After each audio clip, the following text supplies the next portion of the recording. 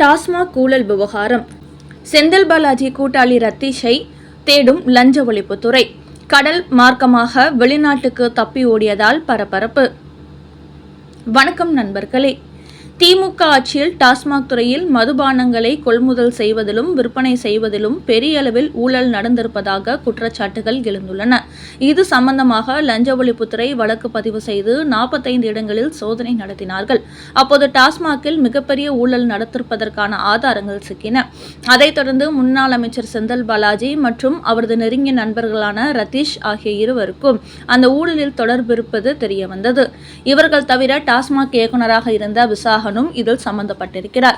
இந்த நிலையில் Ratheesh தலைமறைவாகிவிட்டார்.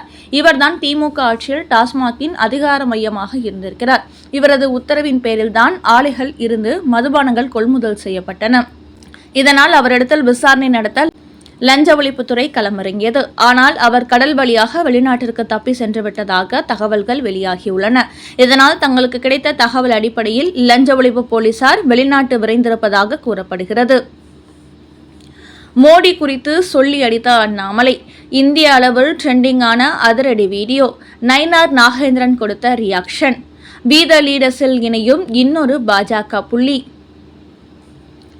Annamalai we the leaders இயக்கத்தை தொடங்கியுள்ள நிலையில் ஏற்கனவே பாஜகவில் முக்கிய பொறுப்புகளில் இருந்த அமர் பிரசாத் ரெட்டி, கருநாகராஜன், வசந்தராஜன் உள்ளிட்ட பல முக்கிய புள்ளிகள் அண்ணாமலையின் இயக்கத்தில் இணைந்து விட்டார்கள்.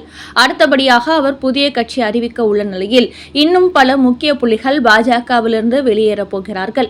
இப்படியான சூழ்நிலையில் தற்போது பாஜகவை சார்ந்த கார்த்திக் கோபிநாத் விரைவில் அண்ணாமலையின் வி த லீடர்ஸ் இயக்கத்தில் இணைய உள்ளார் என்ற தகவலும் வெளியாகியிருக்கிறது. இவர் திமுக ஆட்சி காலத்தில் பெரம்பூரில் உள்ள மதுர காளியம்மன் கோவில் சிலைகள் செதுக்கப்பட்ட போது பொதுமக்களிடத்தில் நிதி வசூலித்து அந்த கோவிலில் புனரமைத்தார். ஆனால் அப்போதைய அறநிலையத்துறை அமைச்சரான சேகர் பாபு அதை எதிர்த்ததோடு பொதுமக்களிடத்தில் 34 லட்சம் ரூபாய் வாங்கி மோசடி செய்துவிட்டதாக கூறி அவர் மீது நடவடிக்கை எடுத்து கைது செய்ய வைத்தார்.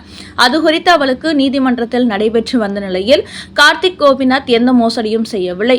பொதுமக்களிடத்தில் வசூலித்தது, கோவிலுக்கு செலவு செய்தது குறித்த அனைத்தையும் சரியாக கணக்கு வழக்கு எழுதி வைத்திருக்கிறார் என்று கூறி சென்னை உயர் நீதிமன்றம் அவரை அந்த வழக்கிலிருந்து விடுவித்துள்ளது. அண்ணாமலையின் இயக்கத்தை பொறுத்தவரை குற்ற வழக்குகளில் சிக்கியவர்களுக்கு இடமில்லை என்பதால் இதுவரை கார்த்திக் கோபிநாத்தை தனது இயக்கத்தில் இணைக்காமல் இருந்தார் அண்ணாமலை. தற்போது அவர் எந்த தவறும் செய்யவில்லை. திமுக அரசு திட்டமிட்டு அவரை பழி வாங்கியது என்பது நீதிமன்றத்தின் மூலம் உறுதியாகிவிட்டதால் விரைவில் அண்ணாமலையின் இயக்கத்தில் இணைவதற்கு அவரது பெயர் பரிசீலிக்கப்பட்டு வருகிறது. இது ஒரு புறம் இருக்க, பாஜகவிலிருந்து வெளியேறி வி த லீடர்ஸ் இயக்கத்தை ஆரம்பித்த பிறகு பாஜகவுக்கும் பிரதமர் மோடிக்கும் எதிராக கருத்துக்களை அண்ணாமலை வெளியிட்டு வருவதாக தமிழக பாஜகவினர் விமர்சனம் செய்து வந்தார்கள். ஆனால் அண்ணாமலையை பொறுத்தவரை தனது மனதிற்கு தவறு என்று பட்ட விவகாரத்தில் மட்டுமே பாஜகவை விமர்சனம் செய்தார். மற்றபடி பாஜக செய்த நல்ல விஷயங்களை சுட்டிக்காட்டவும் அவர் தவறவில்லை.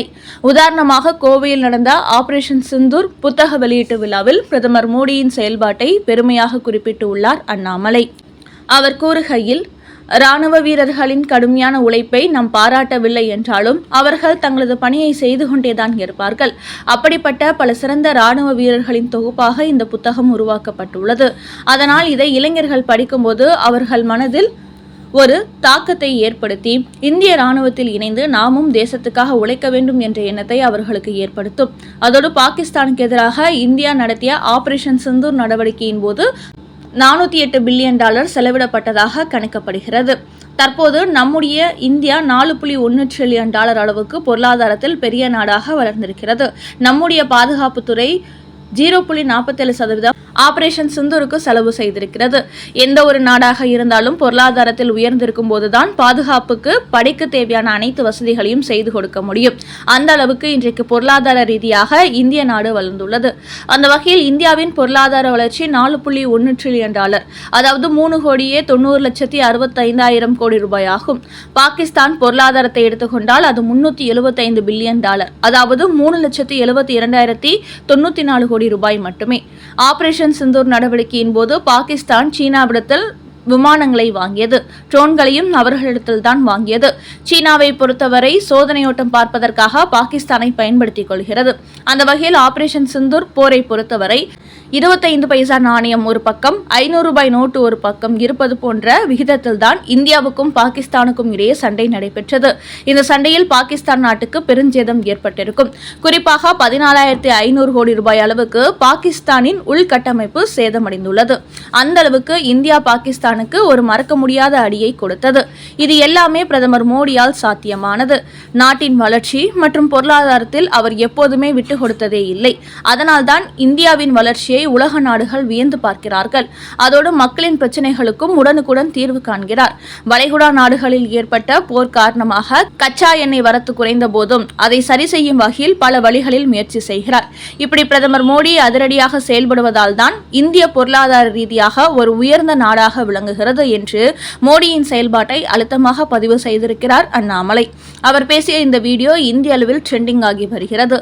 அதோடு அண்ணாமலை என்ன பேசினாலும் அதற்கு எதிராக கமெண்ட் கொடுப்பதை வாடிக்கையாக வைத்துள்ள தமிழக பாஜகவின் நயினார் நாகேந்திரன் தரப்பு மோடியை இந்த அளவுக்கு அண்ணாமலை உயர்த்தி பிடித்திருப்பதால் எந்தவித ரியாக்ஷனும் கொடுக்க முடியாமல் அமைதி காத்து வருகிறார்கள்.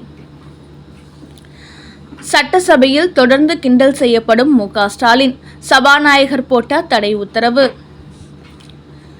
சட்டசபை தேர்தலில் கொளத்தூர் தொகுதியில் போட்டியிட்டு மு.க. ஸ்டாலின் தோல்வி அடைந்ததால் தமிழக வெற்றிக் கழகத்தினர் தொடர்ச்சியாக கிண்டல் செய்து வருகிறார்கள். குறிப்பாக முதலமைச்சர் விஜய் சட்டசபையில் ஒரு குட்டி கதை சொன்னார். அப்போது கொளத்தூரில் மு.க. ஸ்டாலின் தோல்வி அடைந்ததை கேலி செய்து பேசினார்.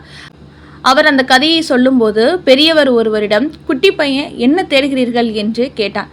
அதற்கு அந்த பெரியவர், இல்ல உங்க அப்பாவை காணவில்லை, அதைத்தான் தேடுகிறேன் என்று கூறியதாக உதயநிதி முன்னிலையில் பேசினார்.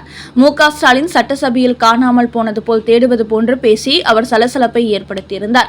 அதிலிருந்து தொடர்ந்து தமிழக வெற்றிக் கழக எம்எல்ஏக்கள் சந்தர்ப்பம் கிடைக்கும் போதெல்லாம் எங்க உங்க அப்பாவை காணவில்லை என்று மு.க. ஸ்டாலினை கேலி செய்து கொண்டிருக்கிறார்கள். இந்த நிலையில் நேற்று சட்டசபையில் மத்திய அரசின் FCRA திருத்த மசோதாவுக்கு எதிராக தீர்மானம் கொண்டு வரப்பட்டது. அப்போது பேசிய தாவேகா எம்எல்ஏ சுகுமார், முன்னாள் முதலமைச்சர் மு.க. ஸ்டாலின் மக்கள் மனதில் இருந்திருந்தால் சட்டசபைக்கு வந்திருப்பார் என்று அவரது தோல்வியை கிண்டல் செய்து பேசினார். அதற்கு திமுகவை சேர்ந்த MRK பன்னீர்செல்வம், சுகுமார் எம்எல்ஏ கடந்த ஆட்சியில் திமுகவின் அமைச்சராக இருந்த பெரியசாமி அவர்களிடம் இருந்தார். ஆனால் மு.க. ஸ்டாலின் 1.31 கோடி மக்களின் மனதில் குடியிருக்கிறார். அவர் சாதாரண தலைவர் அல்ல, மக்கள் தலைவர். இந்த தேர்தலில் சறுக்கிவிட்ட போதும் விரைவில் எழுந்து வருவார் என்று பதிலடி கொடுத்தார். இப்படி இவர்கள் இருவரும் சட்டசபையில் இல்லாத மு.க. ஸ்டாலின் குறித்து பேசி விவாதம் செய்ததை பார்த்த சபாநாயகர் பிரபாகர், யாராக இருந்தாலும் சட்டசபையில் பேசும்போது சர்ச்சைக்குரிய கருத்துக்களை தவிர்க்க வேண்டும். நீங்கள் மிகப்பெரிய திராவிட பாரம்பரியத்திலிருந்து வந்தவர்கள். அதனால் அந்த கண்ணியத்தையும் கௌரவத்தையும் காப்பாற்றும் வகையில் பேசுங்கள் என்று திமுக எம்எல்ஏவுக்கு அறிவுரை வழங்கியதோடு இந்த பேச்சை இத்தோடு நிறுத்திக் கொள்ளுங்கள் என்று இருவருக்கும் தடை உத்தரவு போட்டார்.